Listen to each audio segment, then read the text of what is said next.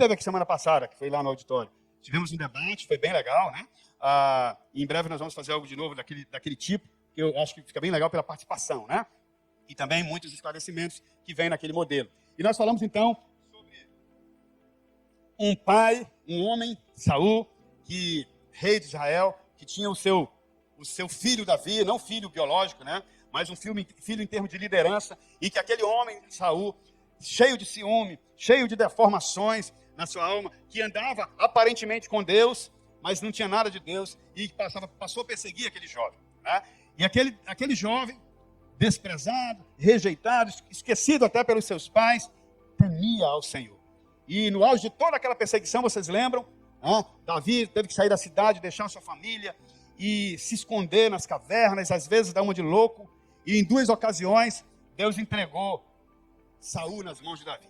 Uma delas foi aquela da caverna, né, que vocês sabem.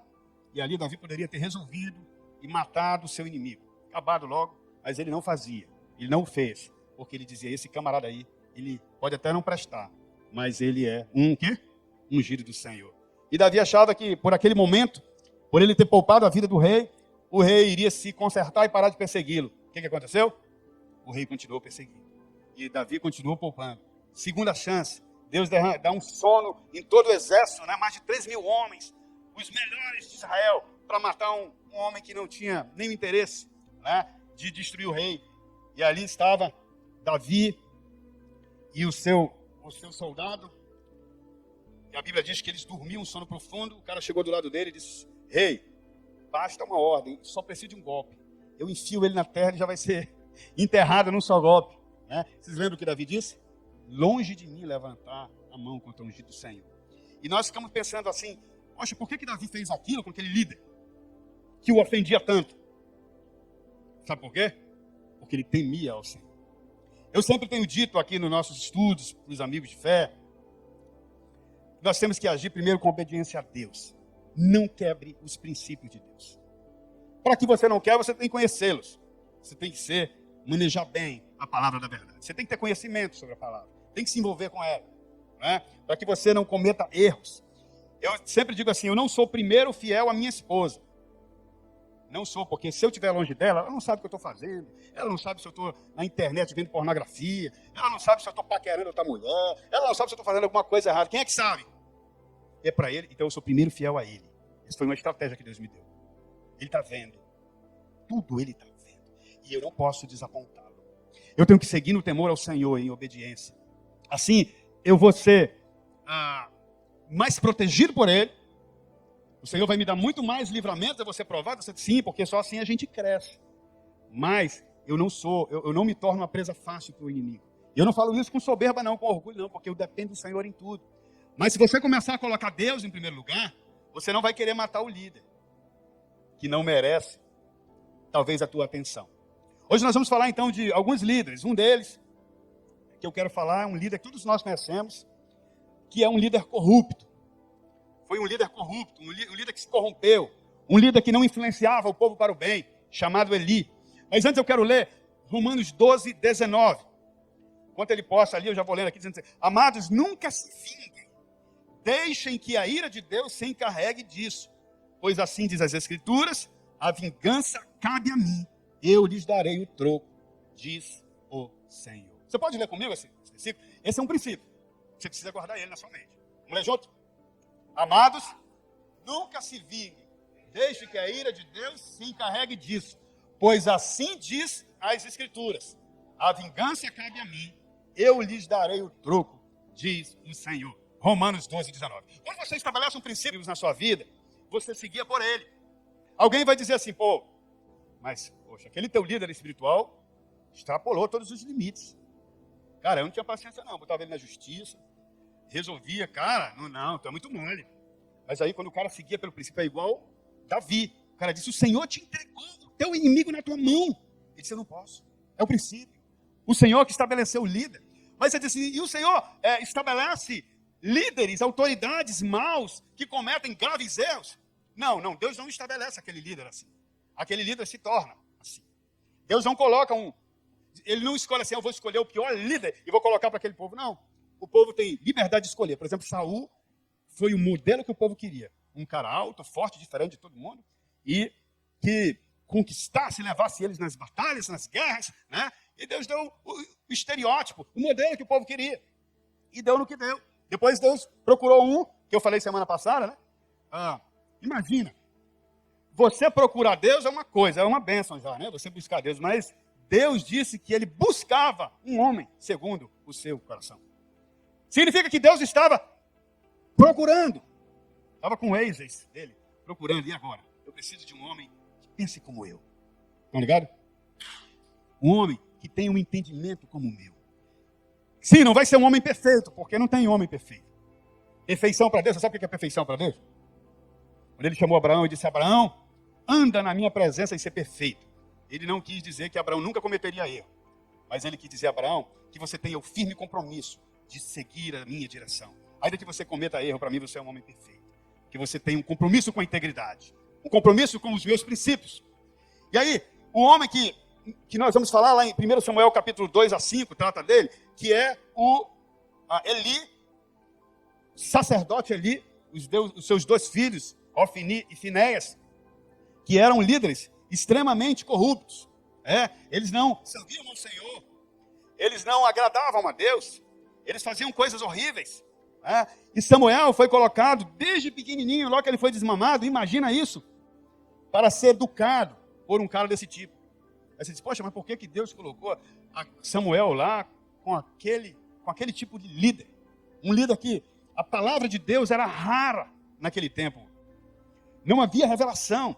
A palavra de Deus sumiu. O líder só fazia os rituais. E os filhos dele eram extremamente corruptos. Ele, por exemplo, fornicava com as mulheres no templo. Comiam a carne do sacrifício. Os caras não tinham temor algum a Deus. E Samuel, aquele jovem Samuel que se tornou o profeta e o juiz de Israel, foi colocado ali. Sob a liderança desse homem corrupto, desse líder corrupto. E um cara que espiritualmente, na minha opinião, era muito fraco. Vocês lembram daquele episódio com Ana? Ana orando quebrantada no espírito, com sua aflição. E ele chegou com ela e disse, quando é que tu vai sair desse teu álcool? Olha o discernimento do cara. Ela disse, não, sua serva não está embriagada, não. Eu estou orando no espírito porque eu estou aflito, eu estou angustiado. Eu quero ter um filho. Mas você estava orando? Então você imagina um líder desse, quanto tipo de ofensa ele lançava. Você imagina, mas se um cara desse fosse seu pastor, você permaneceria na igreja dele? Quantos permaneceria? Aí só eu de mão alta, só o senhor mesmo, pastor, que eu levantei a mão, né? Provavelmente ninguém permaneceria seguindo um líder desse. Esse cara é pior do que eu. Ou então, que tipo de igreja seria a igreja dele? Uma igreja que não temia o Senhor. Mas olha que interessante, amado. Que Samuel, 1 Samuel 3, versículo 1, diz que Samuel servia ao Senhor perante Eli. E naquele tempo, a lâmpada do Senhor estava se apagando no templo. E aquele menino que precisava de instrução, servia a quem? A Eli no templo. Servia a quem? Servia ao Senhor. 3:1. Servia ao Senhor no templo. Amados, o que Samuel fez diante de um líder daquele? Gente, o que Samuel fez? Samuel permaneceu no templo. Se fosse no dia de hoje, Samuel permaneceu na igreja. Permaneceu na igreja fazendo o quê? Servindo ao líder, certo? Certo? Servindo ao Senhor. Vocês lembram que eu disse que quando eu entendi que em termos de fidelidade eu tinha que ser primeiro ao Senhor, para depois eu ser a minha esposa, ser o meu pastor, ser o meu patrão, entende? Então esse é um princípio que vai realmente revolucionar a sua vida. E Samuel teve esse entendimento, ele servia ao Senhor. Um detalhe, sem se ofender. Porque, amado, quando o cara se ofende, ele começa logo a falar do líder. Tu pode ver, é rápido. Viu aí o pastor? Viu aí? Viu o Eli? O Eli, os filhos dele? O cara estava transando com a mulher no templo. Era isso, traduzindo a linguagem de hoje, era isso. Os caras não tinham temor nenhum ao Senhor. E talvez, quem sabe, Samuel não orava por Eli. Você ora pelo líder que te incomoda?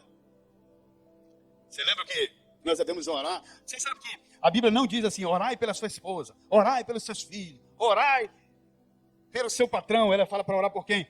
Pelos seus inimigos. Orai por quem te incomoda.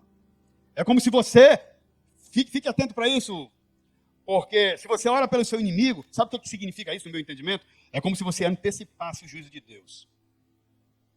É como se você dissesse, Senhor, julga, mas você está orando, talvez para o Senhor perdoar, para ele mudar o coração. E eu entendo que Deus é como se ele antecipasse, né, o juízo daquela pessoa. Então, um ponto importante é você entender que Deus está acima da liderança. O líder não é o seu Deus. Deu para guardar isso? Vamos falar junto? O líder não é o meu Deus. O líder, eu não sou o seu Deus. Não sou o seu Deus.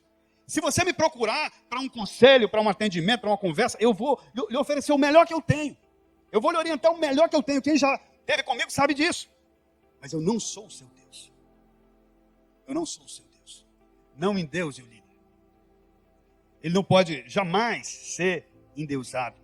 Porque se você endeusa o líder, você vai fazer o quê? Tirar Deus do lugar que é dele. E você vai se frustrar logo, porque esse líder vai falhar contigo. É uma questão de tempo.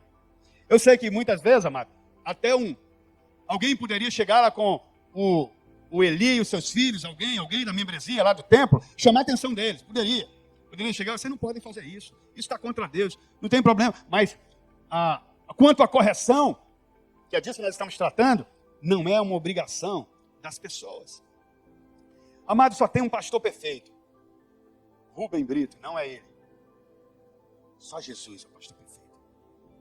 Só Jesus. Ele é o pastor perfeito. Somente. É por isso, amado, que nós precisamos nos relacionar bem com o líder e com as imperfeições deles. Por quê eu tenho que fazer assim? Porque eu também não sou perfeito. Eu não sou perfeito. Eu não tenho muito a dar. Samuel poderia ter feito assim, ó, gente, vamos reunir aqui, bora tirar esse pastor daí. Eu estou aqui mesmo, eu estou acendendo as lâmpadas do templo, estou cuidando de tudo. Eu acordo cedo. Samuel falando. Vocês precisam me ajudar a remover esse cara. Nem Deus gosta dele. Samuel podia, né? Inflamar o negócio. Podia ou não podia? Quantas vezes eu vi isso, meus amados, nessa minha história, na minha caminhada cristã. Quantas vezes eu até participei daquilo que a gente chama da diáspora, da divisão de igrejas como tentando apaziguar. Igrejas que hoje são grandes da nossa cidade, que foram fruto de divisão. E que se levantavam um contra o outro. Quem vai ficar com o patrimônio? Olha. Imagina Samuel, nesse pensamento, meus amados. O que Samuel fazia, gente boa? Servia ao Senhor na presença de Eli. Servia na presença de Eli. Samuel não ficou preocupado em como que ele ia fazer para tirar Eli com minhas próprias mãos. Porque todo mundo está vendo. Olha o que eles fazem com as mulheres no templo. Eles comem as carnes. Samuel via. E ele não. Ele só servia ao Senhor. Amados, muitos de nós vivemos trocando de igreja. Eu até fiz um leve levantamento sobre a minha caminhada na igreja. Eu vou já contar para você. Nas igrejas por onde eu passei. Mas você sabe, Paulo, ele encontrou uma maneira muito fantástica de explicar a questão da igreja. Quando ele falou que a igreja, ela é um corpo. Um corpo. Então você imagina um corpo e de repente o braço vai para um lugar. Aí você vai ter que cortar o braço. Ele para um lugar diferente de você. Né? Então a gente achava, eu quero até colocar 1 Coríntios 12, 18, que você escolhe a igreja que você quer ir. É um direito de escolher, mas só se Deus disser para sair que você sai. Gente, eu já tive situações em igreja que eu digo, eu não aguento mais uma semana não. Mas eu lembrava do princípio. E para onde é que eu vou? Sabe, preste atenção nisso aqui, isso aqui é muito importante. Se você não se conectar com Deus, Satanás vai tirar Samuel, que estava servindo ao Senhor, diante de um líder mau, e ele não vai servir a ninguém. Faz sentido para você ou não? Porque ele vai sair daquele lugar que o Senhor colocou ele lá, que não disse para ele sair, e ele, porque está ofendido com aquele pastor, com aquele líder, vai para lugar nenhum, servir a ninguém, ser inútil no reino, porque ele caiu na armadilha. Ele serve ao líder. É uma mentalidade isso. Olha o que diz aí o texto. Mas nosso corpo tem muitas partes. Deus colocou cada uma delas onde Ele quis. Não é eu que escolho o lugar, gente boa. E se você um dia quiser sair da igreja aqui, como diz Isaías 55:12, saireis com alegria e em paz, vocês serão guiados. Eu já tive várias conversas. Isso aqui está sendo gravado, tá? Eu não tenho nenhum problema de dizer isso porque não é ofensa, é só um exemplo real. de conversar com o meu pastor. Isso não é de hoje não, há anos. Porque já saíram vários líderes daqui, já chegaram. Eu dizia sempre para ele, digo, pastor Joctan, o pastor Joctan é meu amigo muito antes de eu ser pastor. Eu fui ordenado por ele. Então eu sou primeiro fiel ao Senhor e depois fiel a ele. É isso que me mantém tranquilo, porque eu sou leal ao Senhor e por isso só a ele. Deu para entender isso bem claro, né? Então eu digo para ele, cara, se um dia o Senhor me ordenar, nós vamos junto, acabou. Ah, para abrir uma igreja, vamos junto lá abrir. Você vai abençoar? Por quê? Como é que eu entendo isso? Eu não entendo como uma divisão, eu entendo como uma extensão. Entende? Eu entendo como uma extensão. O Senhor, que é o que comanda a igreja, que é o corpo, diz, fulano, eu te quero em tal lugar. Felipe, eu te quero lá em Samaria. Não é Felipe que diz, eu briguei com o André, e agora eu não quero mais, eu vou abrir a minha ali.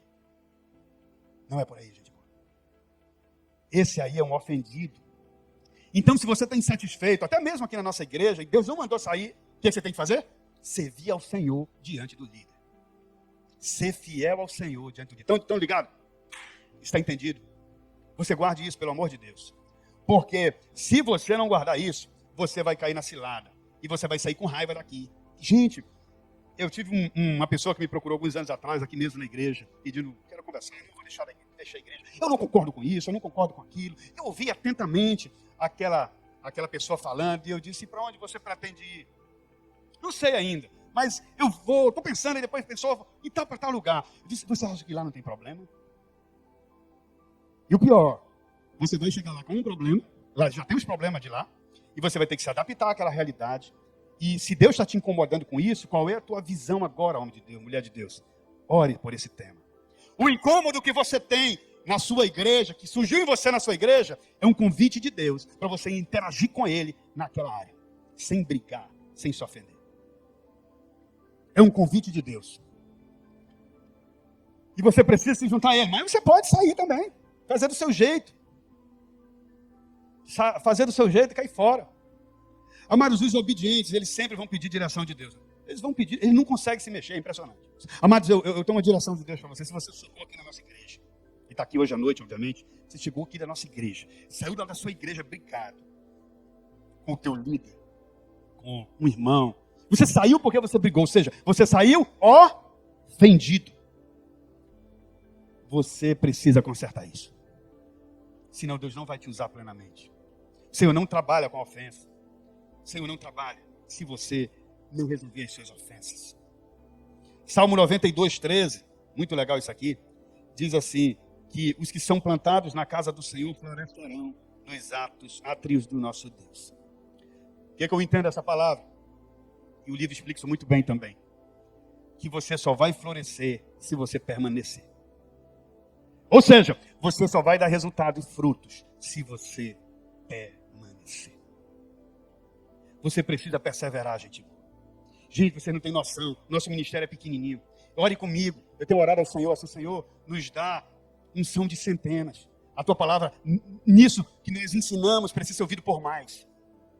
Inclusive, eu quero animar você a entrar no nosso Facebook. Aliás, no nosso YouTube. Nós estamos já com as 3 primeiras mensagens dessa série lá. Por enquanto está em áudio, mas tem vídeo também, vai ser editado. E nós, na semana, vamos colocar mais 2. Então, você vai ter 5 seguidas. As 5 seguidas lá no nosso canal. E eu preciso que a gente...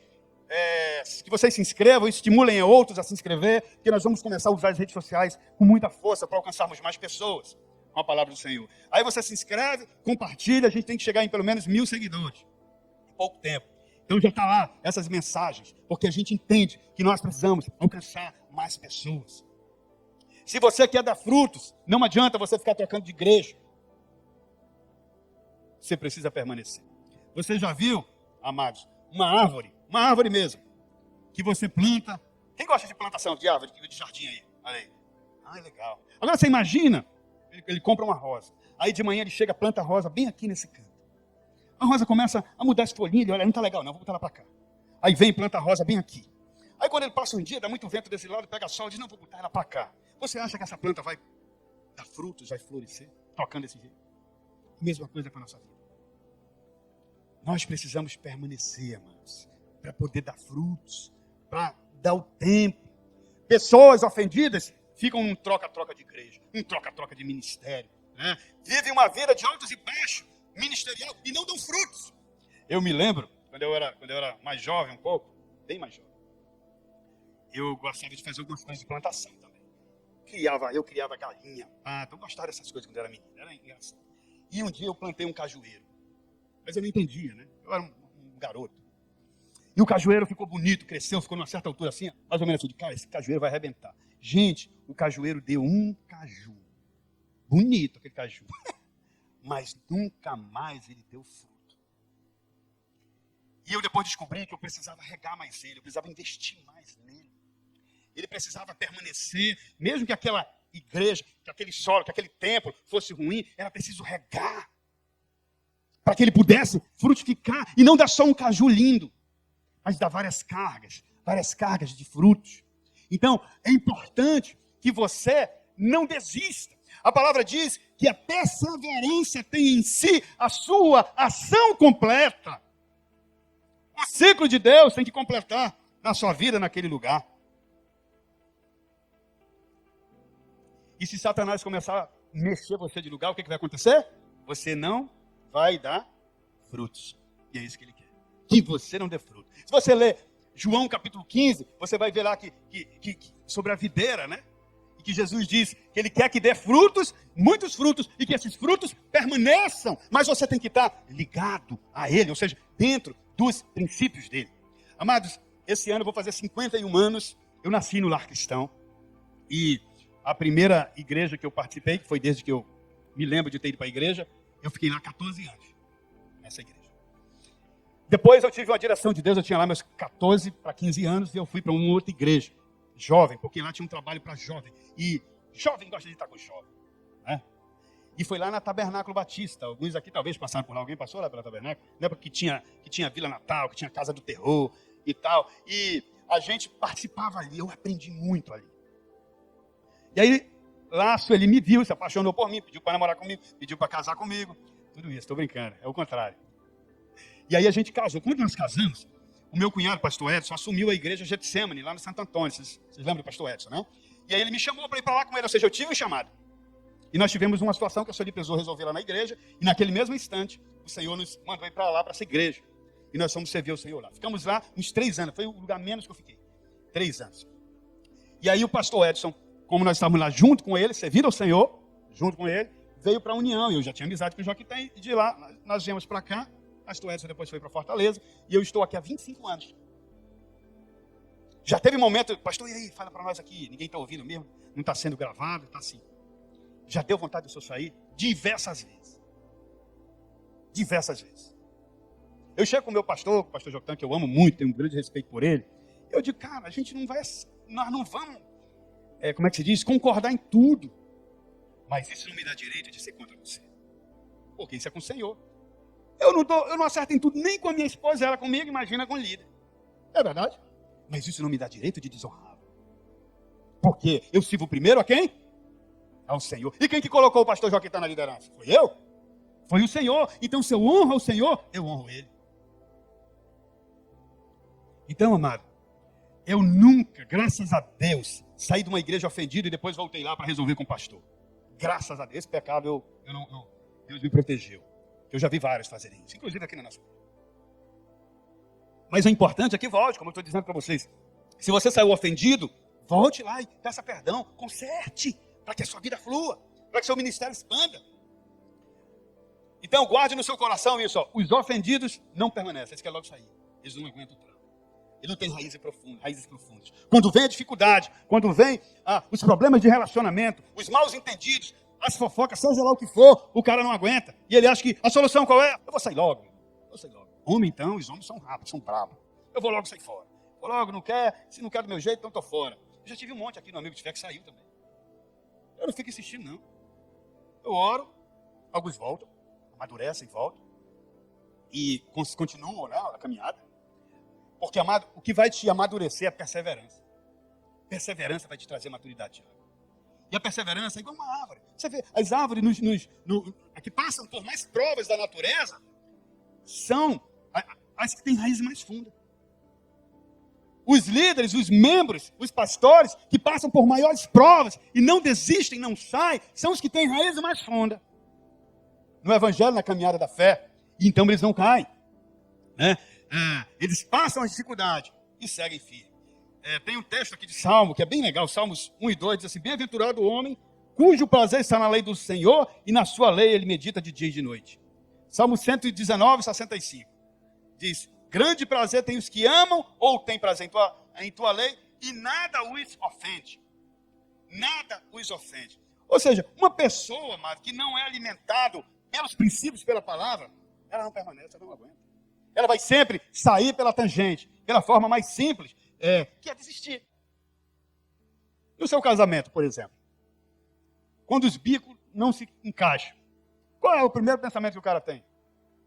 Eu vou cair fora. E aí sabe o que vai acontecer? Ele vai sempre recomeçar. Ele vai arrumar outra. Daqui a pouco, ele vai querer deixar outra também. Isso é um ciclo sem fim de perdas. Em tudo nessa igreja. Pode botar fé. Se você não consertar a base, e se guiar por princípio e não por reação, se guiar por reação, não pelo agir, mas por uma reação, você vai estar sempre recomeçando. Pode entender isso. Isso não é só na igreja.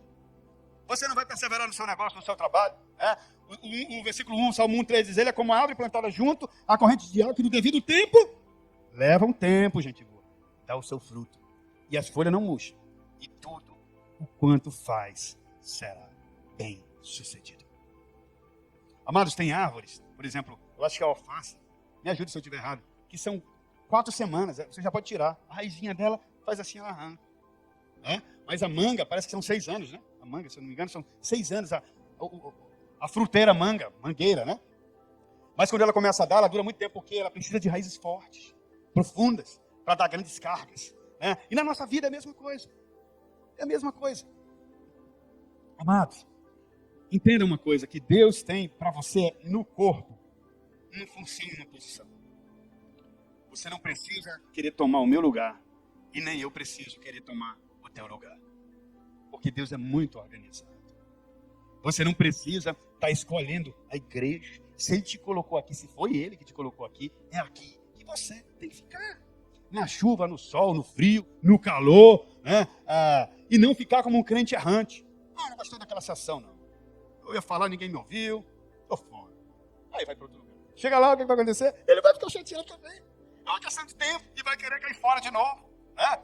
Eu vou terminar falando rapidamente sobre a questão da oferta. Né? Que assim, tudo a gente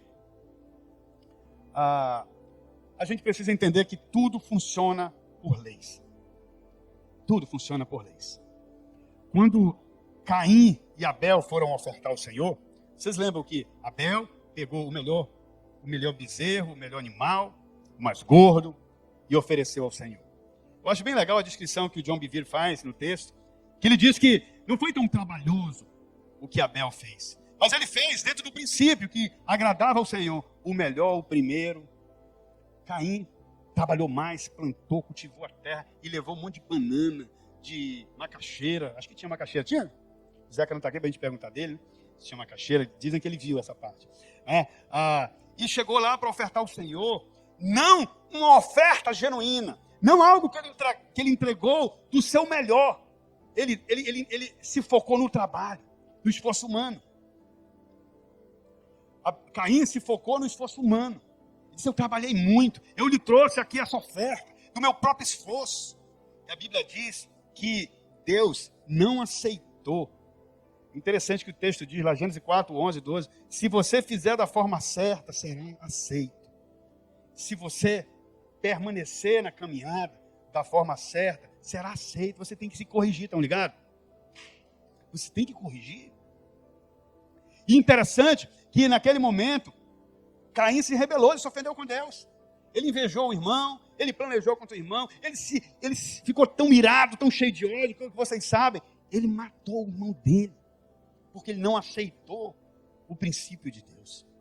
E interessante que ele sai, amado, da presença de Deus. Deus fala assim para ele: ô Caim, dá para ver que o teu semblante está mudado. E ele diz assim: o pecado está diante de você, o teu dever é se dominar e se adaptar a mim. Interessante que quando a gente olha os pais dele, Adão e Eva, eles também procuraram uma solução do próprio esforço deles quando eles pecaram. Eles foram pegar folha de plantas para se cobrir. E quando o Senhor veio, ele disse: não é assim. o princípio não é esse. Eles já tinham visto, a Caim e Abel souberam dessa história. É preciso um sacrifício primeiro, porque o pecado só é pago com sacrifício. Não é da forma que eu e você escolhemos. E Deus matou um cordeiro que já simbolizava a redenção do mundo, e para cada um, e fez as roupas para eles. Você vê como Deus é, né? Quando chega em Moisés, era um cordeiro para cada família. E quando chega em Jesus, era um cordeiro para o mundo todo. Então, meus amados, a oferta que você dá ao Senhor, o seu tempo, a sua dedicação na obra, não pode ter ofensa. Você não pode ter ofensa. Caim saiu errante. Ele disse para Deus, depois que ele não se submeteu, ele poderia ter dito: Senhor, eu vou te dar a oferta certa. Eu vou pegar um bezerro perfeito e vou oferecer a oferta certa. Não, ele não fez. Por quê? Porque ele estava ofendido com o próprio Deus. E muitos ficamos ofendidos com o próprio Deus também, na nossa igreja e em outras igrejas. Naquele momento ele rompe com Deus. Ele sai da presença de Deus. Gênesis 4:14, a parte B diz: serei um fugitivo errante pelo mundo, e qualquer que me encontrar me matará. O Senhor colocou um sinal nele, você sabe. Eu acho que era melhor ele ter morrido logo. Isso é uma opinião minha, tá? Porque o que ele carregou durante a vida dele, de vergonha, porque ele era um errante, fora da presença de Deus. E eu não quero que nenhum de nós se torne errante. Porque os ofendidos levam isso para tudo que é área. Eles desconfiam, eles não acreditam em nada, eles acham que os caras estão conversando ali, e aí, eu estou falando de mim ali, deve ser alguma coisa contra mim que estão montando. Até o pastor, quando vai pregar domingo, parece que ele só prega para mim. Eu já estou chateado com Os ofendidos são assim. É impressionante. E para onde ele vai, para onde ele se mexer, ele vai levar isso. E o que é que eles fazem? Se isola igual Caim. Se isola. Provérbio 18, eu gosto muito desse versículo. 18:1 diz: quem se isola busca os seus interesses egoístas e se rebela contra a sensatez. Os ofendidos não aprendem porque eles não se submetem à correção. Eu quero ver. Cara, tu quer ver um cara que vai crescer? É um cara que não é ofendido, que sabe ouvir. Eu era um ofendido, eu era bravo. Era desse jeito que eu estou falando aqui, bem ofendido. Quando o Senhor me deu o entendimento, eu fiz o caminho de volta, dos concertos, com vários pastores, com várias pessoas de trabalho. Já contei alguns para vocês aqui, né? E hoje Deus tem abençoado a gente em todas as áreas. Eu posso dizer para você, em todas as áreas Deus tem abençoado. É impressionante como eu vivo uma vida hoje pela misericórdia de Deus com uma certa tranquilidade. Você diz assim: você não tem problemas? Eu digo: eu tenho meus e de algumas pessoas também que eu estou tratando. Mas o Senhor me sustenta. O Senhor me sustenta. Amado, se você é membro de uma igreja, você está aqui na nossa igreja, você recebeu dons para ser usado. Os dons só são usados no corpo. Os dons não são usados para si mesmo. Por isso que você vê assim: o fulano de tal tem dom de cura. Ele ora, o fulano ficou curado. Mas o filho dele, a mulher dele, a mãe dele é doente. Ou ele mesmo. Ele mesmo é doente. Os dons são usados, amados, para o outro. São usados para o outro. E se você tem os dons e está ofendido, você não usa. Você vai atrofiando. Né? Os isolados, ou seja, os ofendidos que se isolam, eles demonstram, primeiro, uma grande imaturidade. Eles não têm coragem de resolver os problemas. Eles fogem. Por isso que eles saem. Estão ligados? Eles fogem. E aí, como eles têm medo, eles não mudam. Eles levam aquilo para onde vão. Vivem o tempo todo fora do padrão de Deus. Então, a minha palavra para você hoje, meu amado e minha amada: não fuja. Se Deus te colocou aqui, é aqui que Ele quer te usar. Se Deus te implantou aqui, mas de onde você saiu, você deixou pendências, vá lá e conserte.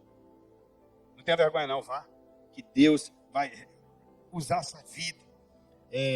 Você vai deixar o capeta bravo, porque você não se ofendeu. O que ele mais quer é ofender. Meu Deus do céu. Nós estamos tratando algumas pessoas que estão com muitas lutas.